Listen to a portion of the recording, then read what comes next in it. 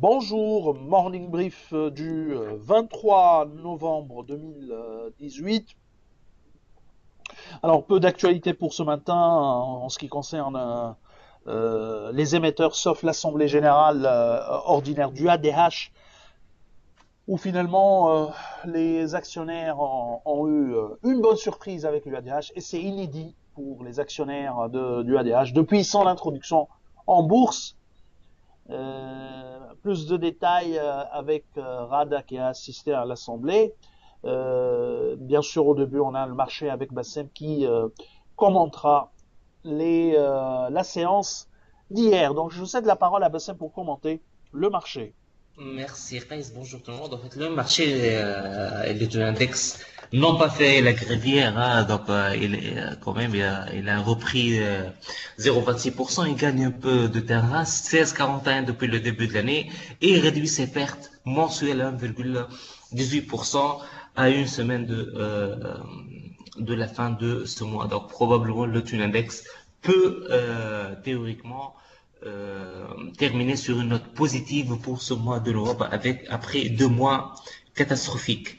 7312 points, donc il va essayer de terminer la semaine au mois en gardant ces 7300 points.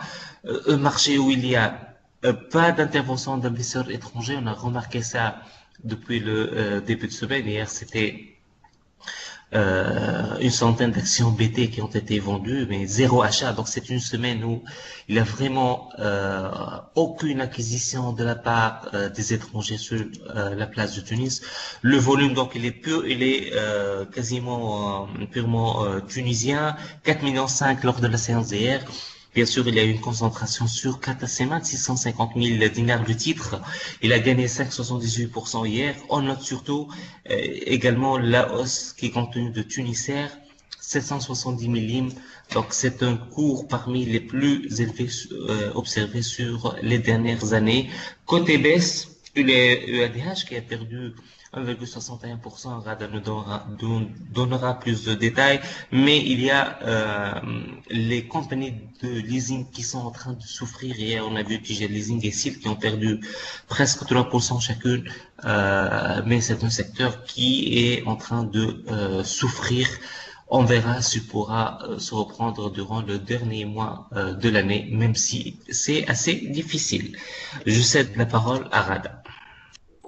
Merci Bassem, bonjour tout le monde. Donc lors de l'Assemblée générale tenue hier, le groupe UADH annonce un résultat net consolidé de l'ordre de 654 000 dinars.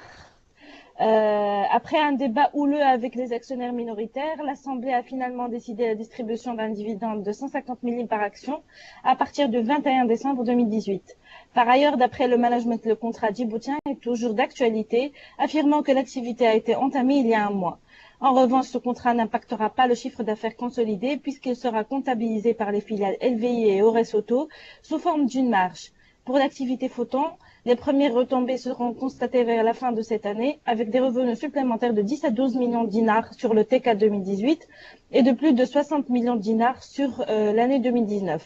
Pour rappel, le titre a perdu plus de 24,4% depuis le début de l'année. Alpha Mena est à vente avec un target price de 1 dinar 40 millions. Merci.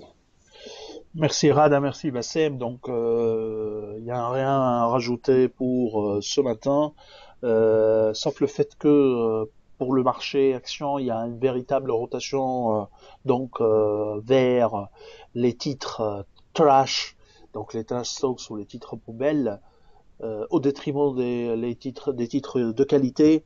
Ce risk-taking mode prise de risque, un mode de prise de risque traduit parfaitement l'augmentation de la volatilité sur les marchés actions. Donc il faut faire très attention. Il y a un retour de la volatilité sur le marché actions tunisien. Donc à suivre de près ces titres et vraisemblablement, et ce qui est vrai également, c'est que certains titres de qualité qui étaient devenus chers redeviennent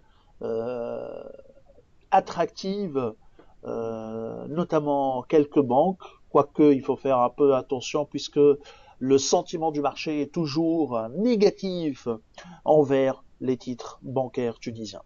Alors, je vous remercie pour votre attention et je vous donne rendez-vous pour un lundi prochain. Au revoir, bon week-end.